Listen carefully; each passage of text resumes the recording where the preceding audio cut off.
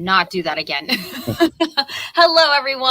I am Rashi, and we are doing another episode of Parent to Parent. This time, we're talking about monkeypox.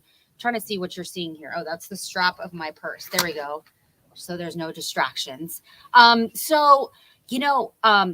part of these parent groups, and I also have just read part of just forums and stuff like that. And there are so many parents who are so fearful, and there's so much misinformation about monkeypox. And one parent was like, "I'm going to make sure my child wears a mask in school because I don't want them to get monkeypox." I mean, the gamut's all over the place, and there's certain myths that are very common, and I've kind of compiled a few of those, and I have probably the best person that can answer all the questions and debunk the myths. I have the Chief of Infectious Diseases with UT Health Houston Memorial Hermann, Dr. Luis Ostrowski. So thank you so much for joining us this evening.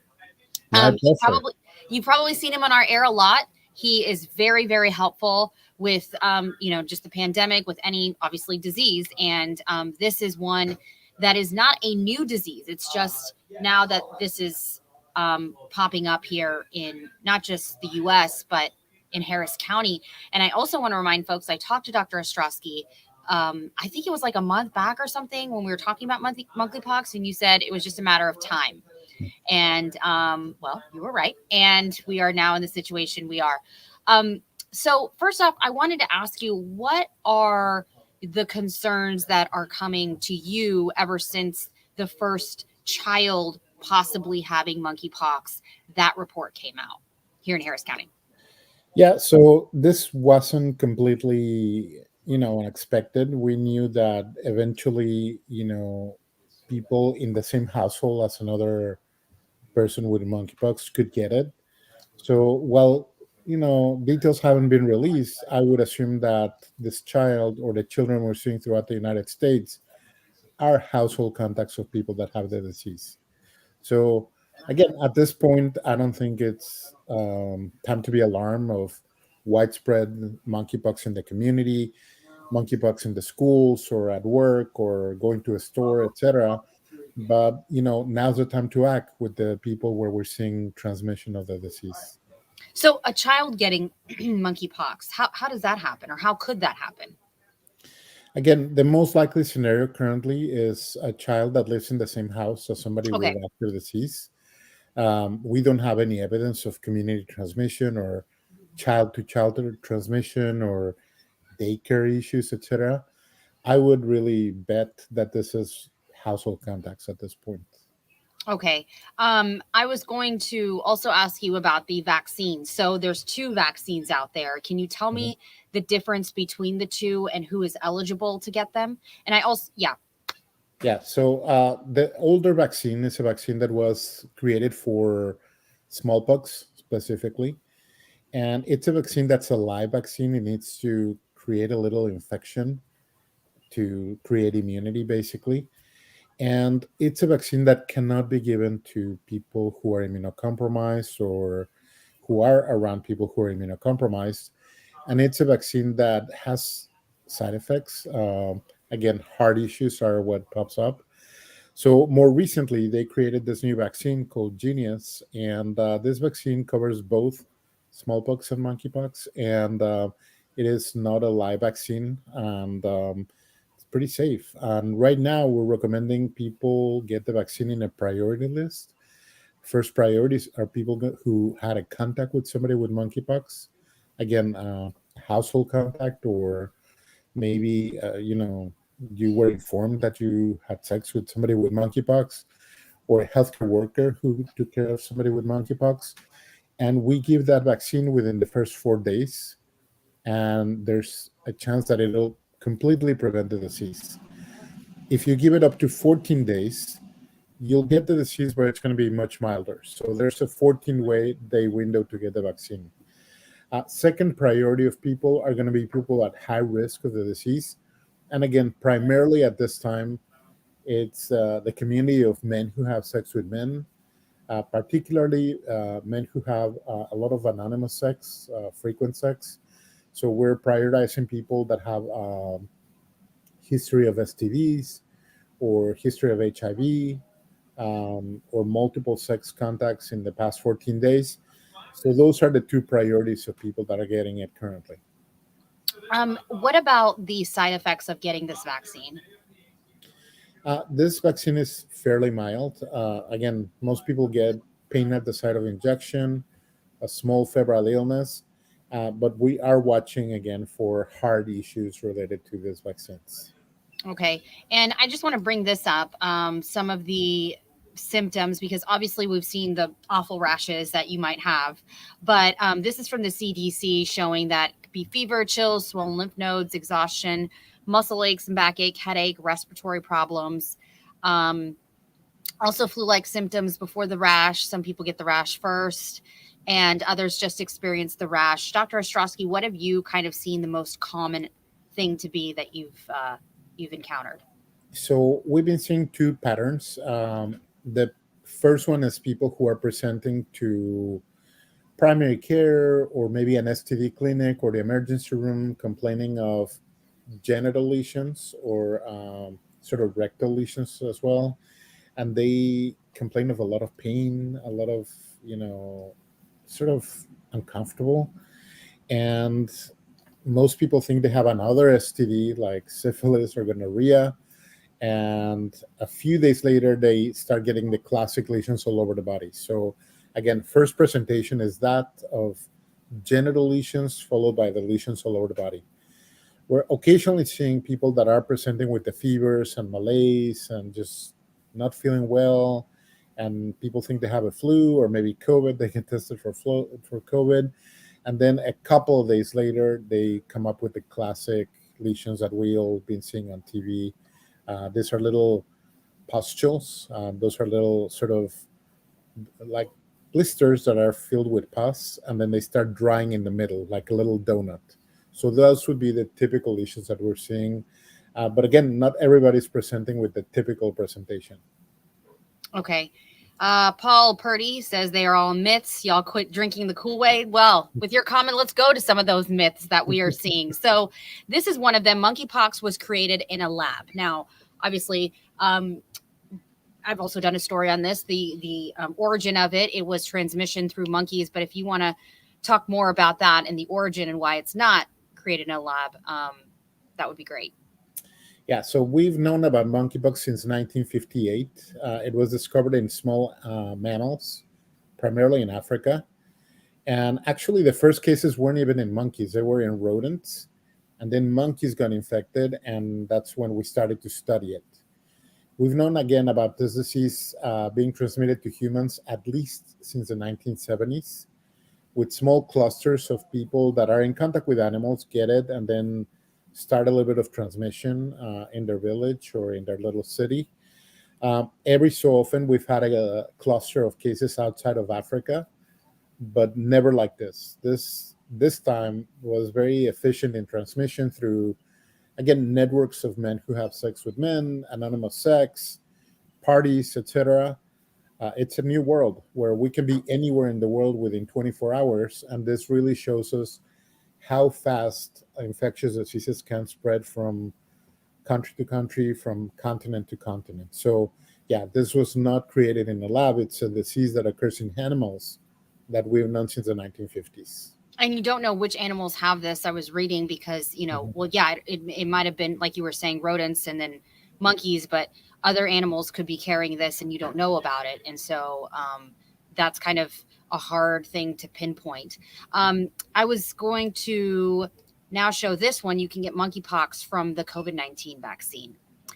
Now, I don't think that is true. Absolutely not. There's nothing to do with monkeypox and COVID. They have nothing in common. And the COVID vaccine is very safe, very effective. It's creating a lot of protection in our community. It's avoiding hospitalizations. And basically, it's like apples and oranges. They have nothing to do with each other. I can't tell you how many times I say that to people. And I have to preface that with I've done stories on this, not that I'm Mhm. a medical professional, but like just an overall comment is, oh, we have COVID and then the monkey thing we have to worry about. And it's like, no, no, no. Like two separate things, totally not related. You can get monkeypox from a swimming pool. Now, we said that transmission is obviously there's, sexual transmission, but also swimming pool. Could somebody who has it give it to someone who's in the same swimming pool with them? No. Okay. So there's two ways for transmission of monkeypox. One is direct contact with the lesions or direct contact with secretions with the virus. That's why it's being transmitted sexually so efficiently. There's very close contact that way, or through prolonged indoor contact with somebody with the disease. And prolonged, I'm really saying like 6 to 8 hours in the same room with somebody with the disease. So not what's happening in swimming pools. It also gets very easily inactivated by chlorine, by bleach. Pools have chlorine, so there's really no evidence that you can get monkeypox from a swimming pool. All right. And this one right here, monkeypox is a sexually transmitted infection. So while monkeypox is being transmitted sexually currently, it is not a traditionally sort of sexually transmitted infection. So it's not in the group of gonorrhea, chlamydia, syphilis, HIV, but it can be transmitted sexually, and it is very efficiently transmitted sexually at this point in time. Does it just happen to be, we got one comment right here. Why are we having a new disease right after COVID? I mean, we did touch upon this is not a new disease. Has been around for a while, but is there any correlation at all to why, we're dealing with COVID and then now here's something else? We might find something else after this. No, not at all. I think this really highlights how something that starts in another part of the world, this started in Spain, for example, can spread worldwide within a couple of weeks or a couple of months. So pandemics are not going away. These are the new reality. We've actually always had pandemics with flu and other diseases. And I'm actually feeling kind of fortunate that we can detect them in real time and try to do things in real time to quash them. All right. And do you think that now switching to COVID with boosters, that's just kind of going to be an ongoing thing, like with every variant that comes in? So the framework that we've heard about from the last time the FDA met on the topic was maybe going to a system where it's very similar to flu, where they're going to try to see what are the most likely strains that are going to be circulating in the fall or the winter at summertime, and that's when the boosters are going to be produced, and we're going to be getting our boosters in September and October every year. So I think that's going to be the new system going forward until there's a new vaccine that's going to be a pan coronavirus vaccine, one that covers all coronaviruses, and then we'll be done with. So is that animal in the boosters. works right now? Yes, there's several companies working on that. Wow. So Mhm. would it be kind of the same thing as, I guess, researchers looking to Israel to see what their data is showing, since kind of like similar to the flu, that's what they do, from my understanding, to figure out what strains out there. Yeah, so I don't know if you know this, but every year we in the northern hemisphere in the summer look at what's happening in the southern hemisphere that's having their winter and see what strains of flu are in circulation there. And those are the strains of flu that get put in the vaccine for our hemisphere in the winter time, right? So I think this is going to be the same for COVID. We're going to be looking at what's popping up in South Africa or in Europe or in Israel. And those are going to be the strains that are going to be using here in the United States. All right. Well, we can, Mhm. I guess, look out for that, because it's kind of like, we get our flu shot, we get all these other shots, and this is kind of be Mhm. another one to tack on.